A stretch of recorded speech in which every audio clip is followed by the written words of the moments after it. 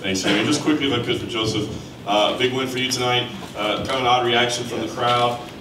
What was your take on that? I mean, it seemed like you fought a technical fight knowing that you couldn't get into a slugfest with a guy that hits as hard as he does. So what was your thoughts on that reaction? Hello? Oh, yeah. I think the main part of the crowd reaction was just that like half of Russia's here. So I think that had a lot to do with it. There's so many guys, Russian fans on the card, and going through this fight in this camp, I realized how passionate these guys are. So I think he just had a lot of fans there. And yeah, it was a tough fight. You know, Ali's tough. I think a lot of people underrate him, you know, for sure, and don't realize how tough that guy is. Go back and watch any of his fights. You know, the guy beating some tough guys, even, you know, kept it fairly close with the champion coming off a year, you know, definitely hungry. So, you know, I fought a good strategic fight. Like I said, I get married in 6 days.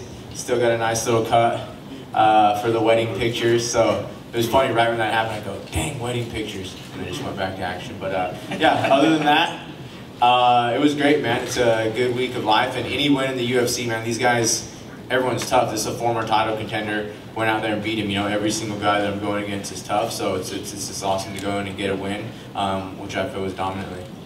And lastly for you, what is your motivation, your focus? Of course, the time off with the wedding is going to be due, but you know, you mentioned the champion tonight. Can you stay motivated just fighting guys that are contenders, or are you still focused on getting another top shot? Yeah, just motivated and seeing how great the champion's performances have been. Obviously that motivates you every day, and you know, for everyone, I'm willing to fight the champion whenever, any single time out.